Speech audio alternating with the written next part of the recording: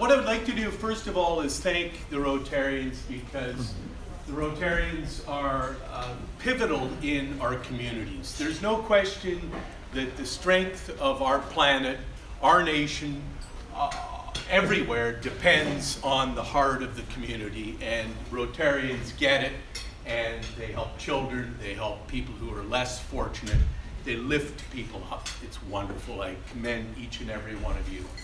Today I'm going to take you on a grand ride at record speed, because I know time is of the essence. I love trees. There's 80,000 kinds of trees on planet Earth. Trees are life. Trees are a grocery store. Trees are the lungs of the planet. California is endowed with everything. Probably why we're all here. I don't know. Certainly why I'm here or based here. You're looking at the oldest known single-stem trees on planet Earth, 2 miles above our planet, 2 miles. And they've witnessed over 1.8 million sunrises. Hello! Pretty close to 5,000 years old. They're near immortal for those who are concerned or aware of aging and the anti-aging program, which I'm very much a part of. We're looking to the ancient ones to help us age gracefully. It's not that easy getting old, everybody knows it, but there are many ways to do it the right way. We're following the trees. Let's go for the ride. All right, everybody in the room, in fact, everyone on planet Earth wants more fun. The only way we can have fun, ladies and gentlemen, ooh, it's taken off, is to be healthy, right? Our health is of the utmost importance. We are all, not advancing, Alex. We are all, I'm going to go like that. Yeah, we're all social. We're all social. That's how we're together. That's how we operate. The strength of all of our communities depends on all of us. You get it. Next.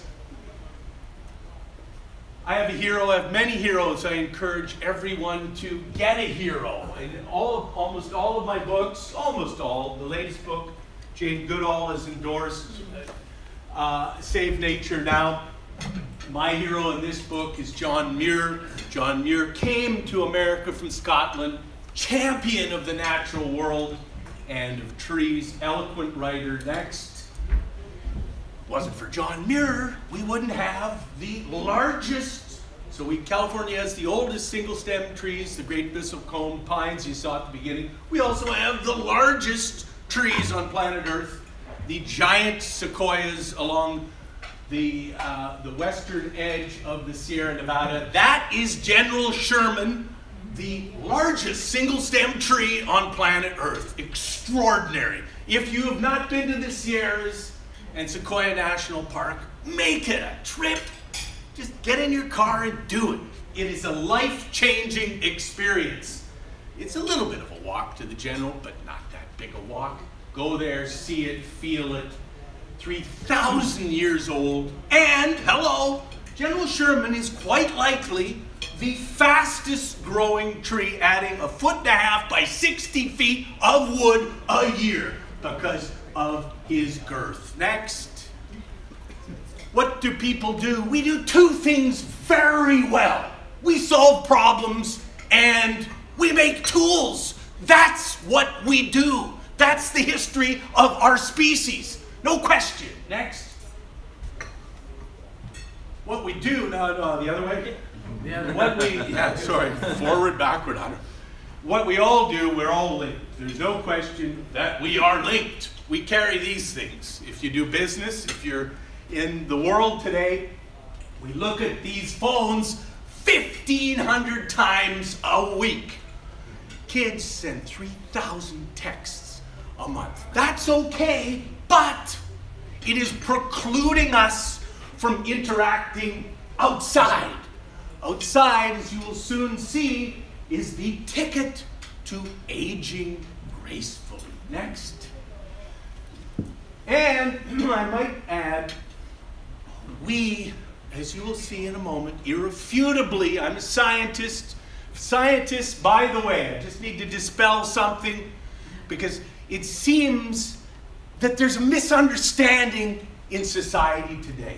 In science, if you make a mistake in the public arena, you're gone. One strike, that's it. It is a very tight fraternity. Scientists are conservative. We measure to the molecule, to the atom, to the constituency in everything. We don't exaggerate. In the animal kingdom, we're all one. You might be interested to know that humpback whales whisper to their calves to obviate being eaten by orcas. Just like if you're in a room with somebody and you don't want somebody else to hear something, you whisper. Next. In the horse world, if horses are cold, they point to a blanket to get warm. Hello. Next. Now, a lonely ant, you might say, oh yeah, these aren't very intelligent creatures. Balls. Ants in the Southwest, as a matter of fact, drop rocks into their competitor's hole so that the competitors are not there and they can eat. Really? Next. Truly. Wow. Absolutely. Now, up to the highest end, the honeybee. There's 20,000 kinds of bees on planet Earth, and there may be another 20,000 to discover. And by the way, all bees are responsible for pollinating over 85% of all plants. That's over 326,000 kinds of life forms that give us oxygen and food and medicines. The bees are very similar to people in so many ways. Just like most of us, the bees need 8 hours sleep. And you may be fascinated to know that in the brain world, some of the top neuroscientists in the world study bees. They very likely dream, for heaven's sakes. This much we can tell you. Bees, just like people, learn from the top down. What does that mean? That means bees respond. They don't react. Wowzer. There's about 1 million neurons in their little brain. To put that into perspective, it's a specialized brain cell. 1 million, we have 1 million each in each of our retinas. These critters are extraordinarily smart and they grieve just like people. We know twice in the history of beekeeping, once in America and once in England, where entire colonies, 75,000 bees, attended their beekeeper's funeral and then retreated back to their hive or their home. OMG. Next. All right, these kids are absolutely phenomenal. If I had to use a few adjectives, I would say parental care, satisfaction, friendship, compassion, grief, and wisdom. They can live, and it's a matriarchal system, female-driven, just like the bees. They have a language, just like the bees. I forgot to tell you, the honeybees dance for a living. Very precise. These kids have a language that spans 10 octaves from 10,000 hertz down to subsonic 8 hertz. They can communicate over long distances, and they pick up the rumble on their feet. Once upon a time, ladies and gentlemen, the entire continent of Africa, except the Sahara Desert, where they couldn't live, was a network of communication amongst the elephants. Wowzer. Next. The orcas. Orcas, these are dolphins. They're toothed. They're part of the cetaceans, whales, dolphins, and porpoises. These creatures are extraordinary. They've got brains proportionally more than 2 times the size of people. They can pinpoint a ping pong ball 100 yards away in a split second. Their brain can interpret 400 clicks a second. They have 3 times the amount of nerve cells in their ear of any animal on the planet. They have the widest diameter of any creature of any kind. These are high acoustic processing machines in comparison to a human brain. Our brain is like a dial-up modem at the inception of the internet in the early 90s.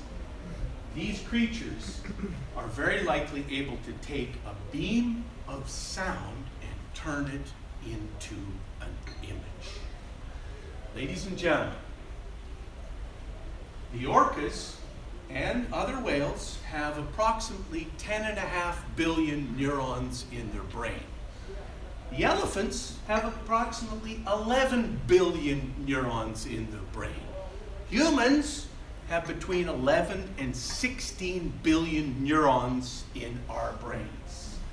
And remember I said, the little honeybee has 1 million neurons in her brain. A human neuron, brain neuron, is indistinguishable from a honeybee, an elephant, or an orca. The differences are in the degree of combination and the enhanced properties in that neuron. Hello, we are all one. Next. Now, that was the good news. The bad news is we're problem solvers. We've got a problem, Houston. Most of the people in this room are business people. That's a good thing. We derive our energy currently on planet Earth from the ancient forests and animals. You may have heard fossil fuels. The fossil fuels, energy is neither created nor destroyed. It's just transformed. A brick of coal the size of my fist is mostly carbon, solid. When we burn it, we turn a solid into a gas. When we take gasoline, a liquid, and we burn it, we turn it into a gas. Over 90% of all fossil fuels are stored in the oceans. The oceans are boiling hot. You may have heard that. The oceans drive our climate. This is not quantum physics. Fossil fuels receive $5.3 trillion annually as subsidies. Subsidies. We need to change this up really quickly. Next. To give you an idea of how quickly our race is going. In science, I said we measure. We know that there's approximately, because it's past the 300 zetajoules of energy in the ocean from burning fossil fuels. 1 zetajoule is the equivalent of detonating 1 Hiroshima-style bomb every second for 75 consecutive years. Our oceans are very hot. When we build, we use concrete. Between 2011 and 2013, China poured more concrete than the United States did in 100 years. That's energy rich. It's heating up our planet. It's not a good thing. Next. The biggest concern is we've got almost 70 million Americans who don't sleep well. Sleep disorder. Burning fossil fuels from Scripps Oxygen Program, La Jolla, and at Cape Fear, Tasmania, irrefutably shows that we're missing oxygen in our atmosphere. We take oxygen away, we don't sleep well. Next.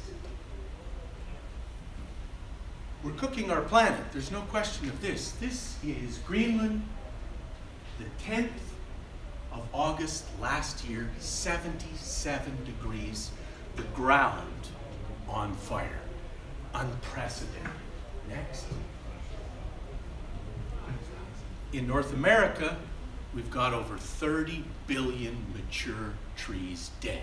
In California, 129 million trees dead, cooked to death. Big problem. Next. This is the Great Barrier Reef in Australia. It's approximately the size in its entirety of the country of Italy. 50% of the northern Great Barrier Reef 2 years ago cooked to death. 25% of all sea life depends on coral reefs.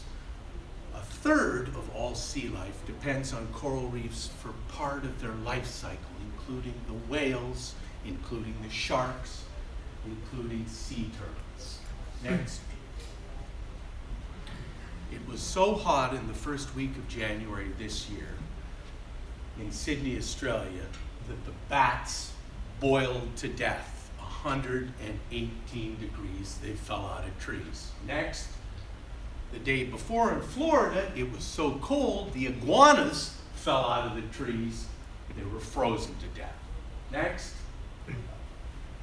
I would be remiss to say we've got to correct what we're doing. Ladies and gentlemen, several thousand years ago, the royalty in the Orient ate shark fin soup. A couple times a year, it was a delicacy. Planet Earth is roiling with new money. The new money wants to live large, really large. They want to eat shark fin soup. And that's a way for them in the Orient to show their wealth. That is a huge problem. The sharks have survived on our planet for 400 million years. In the last 20 years, 90% of some of these species have been hunted to near extinction. We can't continue. The sharks are the doctors of the sea. They keep the oceans healthy. Next. This ivory thing is terrible. Before humans, these sentient creatures, as they grieved for their loved ones, the elephants actually removed their tusk. It was very sacred to them. Today, it's a loot, and I might add that this, along with the shark fins, is being driven by organized crime. It's so bad, ladies and gentlemen, that organized crime, including El Chapo in jail now, his family, and the list goes on and on, they own many of the skyscrapers in our cities. Not cool. Next. I would be remiss to say, and I'm sure I may offend somebody in the room, oh well, so sad, too bad. From 2001 to 2010, Americans were the worst perpetrators of going overseas and killing 1.2 million big game animals with their frickin' high-powered rifles from a mile away and bringing them back to America. I have news. We are in the midst, not at the beginning. We are deep into the 6th mass extinction. And it's happening 1,000 to 10,000 times faster than the previous 5 mass extinctions. I assume everyone in this room has children or grandchildren or nieces and nephews. We are in a crisis.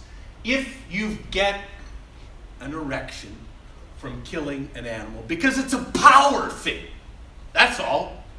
Get a camera, take a picture, put it on 10,000 billboards, and let the animals live, because they're having a hell of a time just surviving day to day. Next.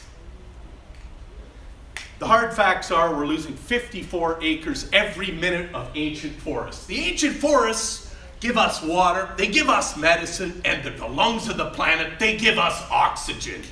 We don't need to destroy anymore. We got enough denuded land. We can grow trees for forestry and we can begin to mimic the most perfect system on the globe, nature. There's no waste, there's no unemployment, everyone participates, and everybody eats. Next.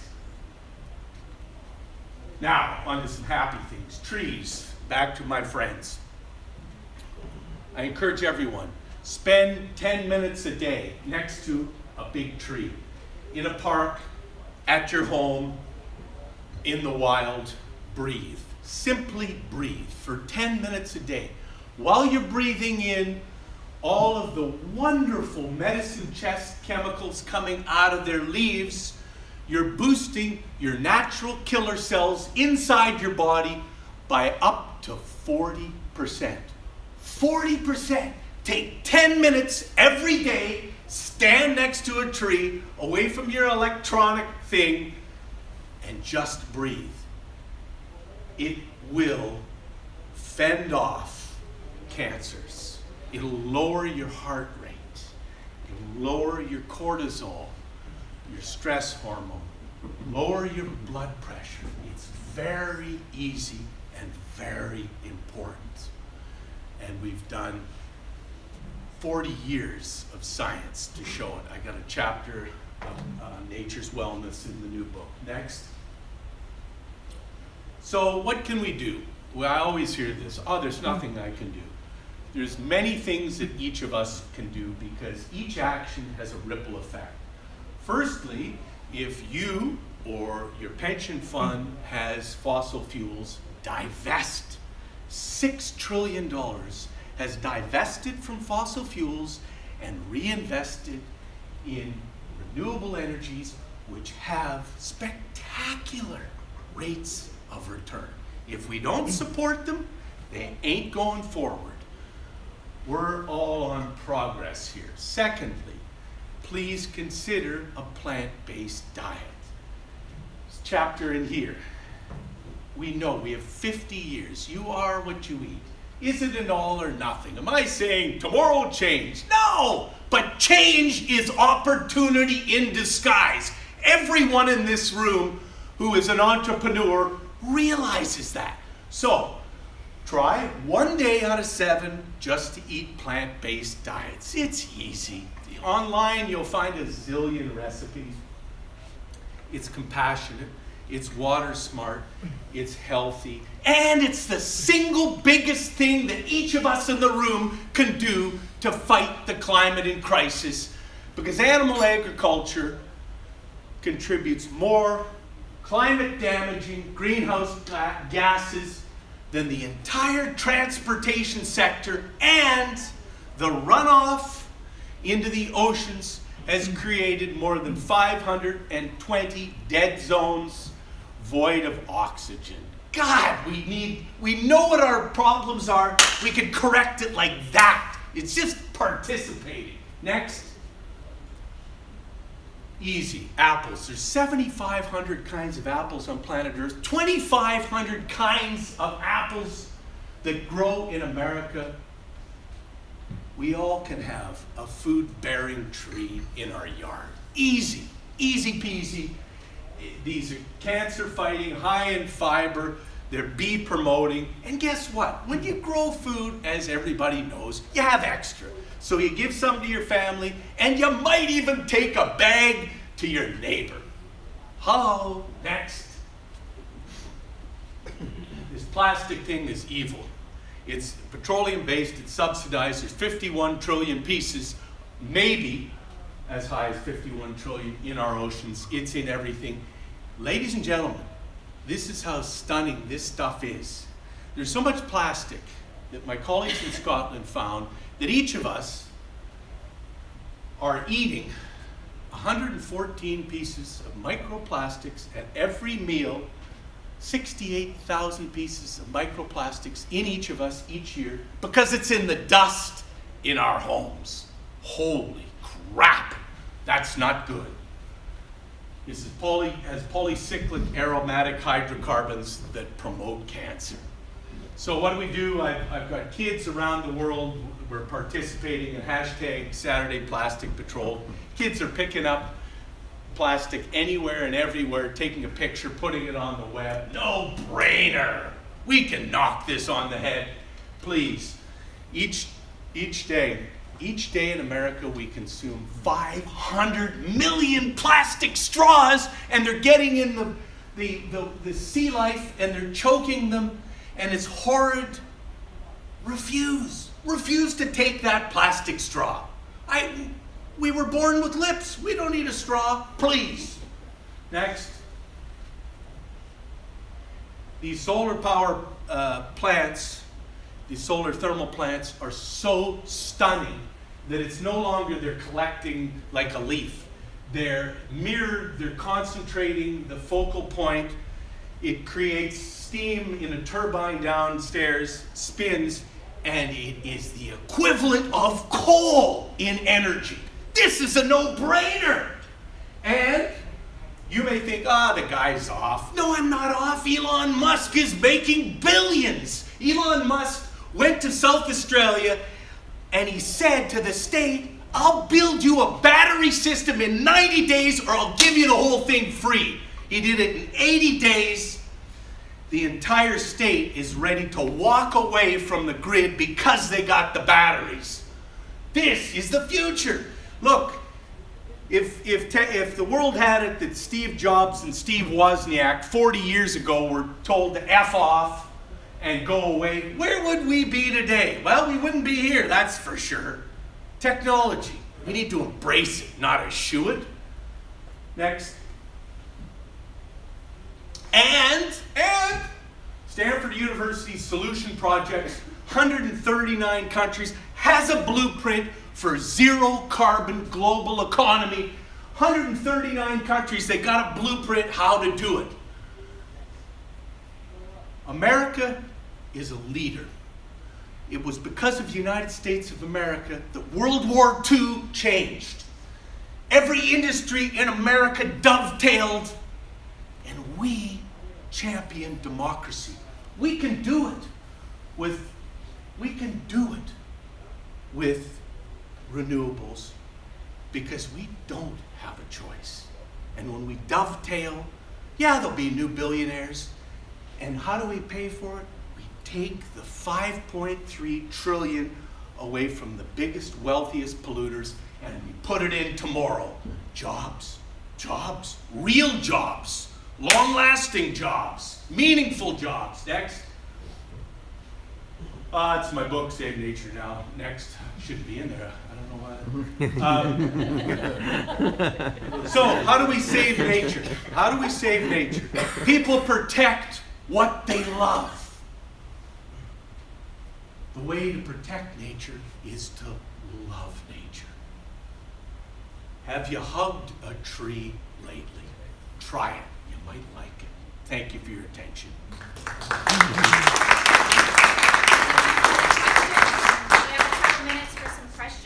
Questions? Yes. What's up with the bees in California?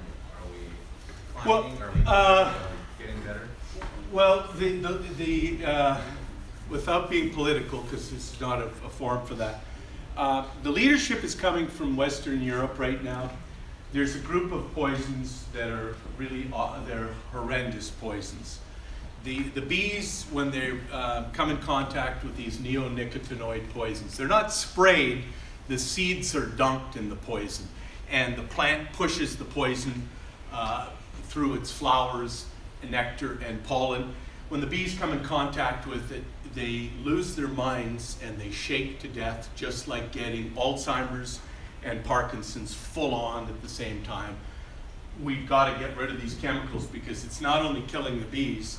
We've lost 1 trillion honeybees. At any one moment on planet Earth, there's 1.4 trillion honeybees working hard to give us 75% of our food crops. We've lost 1 trillion of them have died over the last decade. And the poison also kills the soil organisms and contaminates the water. And by the way, the neonicotinoids are in tap water, they're in honey, they're in food. These are terrible, terrible poisons that if the bees are dying from this, they're poisoning us. And so we're on hold right now. Western Europe's got a law to ban them all, and Fallswell and the heavens in between, we will follow suit, probably not next year, but in the ensuing years ahead. If you can comment on what is the trend on carbon emission in US, China or India? Oh, it's well, the trends are going up everywhere. You know, to be very candid, Paris was not a good thing. Paris is not a good thing because the numbers that were put forward were false. Whatever happens, we're committed to a temperature rise of a minimum of 2.4 C, not 1.5. I don't know where the hell that 1.5 came. All I know is that we have to reduce emissions immediately in the race for a zero global combustion economy. And we're going in the wrong direction right now. But I would say this, take the 5.3 trillion away, we'll back away. Just to give you an example, our country is in a tough way. You may have noticed this 2 weeks ago. For the first time since 2008, when we were really on the ropes, we had to go to the street, the country street, and we had to borrow in the country bond market $294 billion. China came in at $250 billion, as they've come in many times in the last decade, much to my chagrin and others. And 50 billion of the 250 is being plowed into Alaska for the oil. We're going in the wrong direction, my friend. Yes? I saw on television in the last week or so, I can't remember where, some enzymes that they would, Yes. the water, they would break down the plastics Yeah. and help a little bit. Yeah. Well, it's a good thing, but again, the deal, I believe, is to walk away from the subsidizing of the plastics so that we don't create more. The problem is that the plastics on land are just flowing into the ocean. Some of you may have seen pictures of the Orient, Indonesia, etc. It's just mayhem. And it's choking, there's so much of it, it's choking the whales, it's choking the sea turtles and the sharks. It's horrid. The impression I had is, they have these massive islands of plastic floating around in the ocean. Yeah. If there was a way to deal with that. No, you got to get it out of the water. Yeah, and you know, there's a lot of optimism. There was a Dutch boy some 8 years ago, and he was very young, 15. He said, we're gonna knock this thing on the head with the plastics, and everybody told him to go away. He was a 15-year-old. He's persevered. He's relentless, and they are now. His project now is a massive project to collect ocean plastic, and it's working. It's a full-scale implementation this summer, and he's going to try and get the plastic out. The concern with the plastic in the ocean is, amongst everything else, is as soon as the rigid plastic gets there, it breaks down into the little parts. When it gets into the little parts, we can't collect it. So he's trying to get the big stuff out as quickly as possible, but we got to stop making it, because we're on this treadmill. Yes? In terms of artificial fertilization, how do you feel about that? Because let's say, for example, the extinction of all of the closest one right now that I can think of is the white northern red rhino, who the last male passed away. So, do you think that's something that science is going to be leading in the future? Because if there's a way that we can prevent extinction, should we? I guess what are your views on? Well, I think what we have to do now is protect. So in nature, when you lose your home, you die. So I think what we do is we protect the remaining ancient forests. And we do that by getting the millennials and getting people, the younger people who feel really hopeless.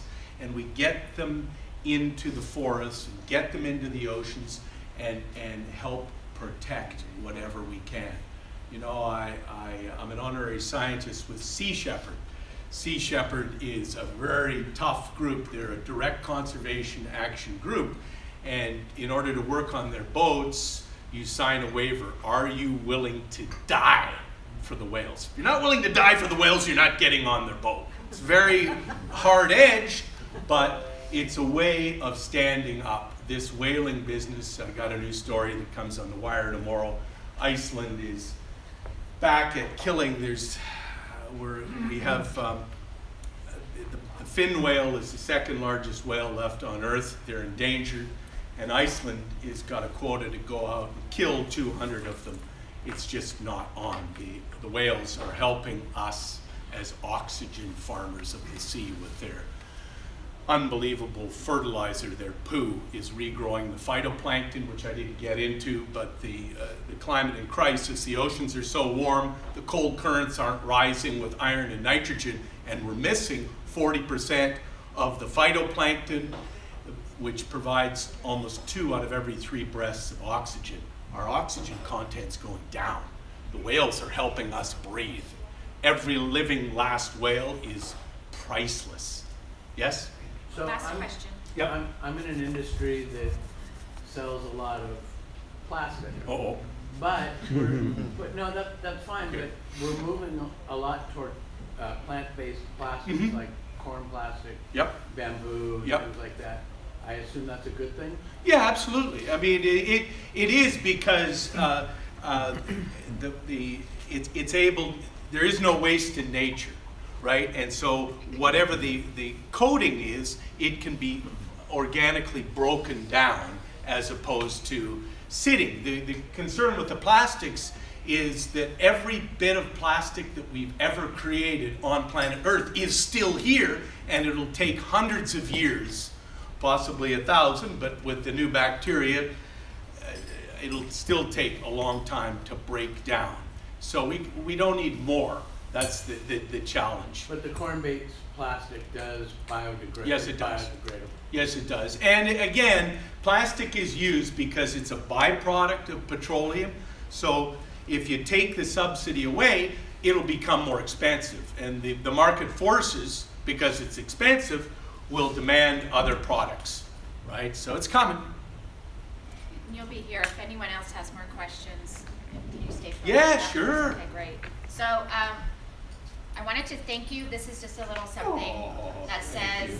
thank you for being here. It goes along with our good is the new cool, which means you basically came here, you impacted and changed our lives. This is something that was made by a woman across the globe that's Awesome. trying to lift her family out of poverty. Awesome. So that's a thank you for Thank that. you. And then there's just a little pin for you wrapped Right in plastic. on. All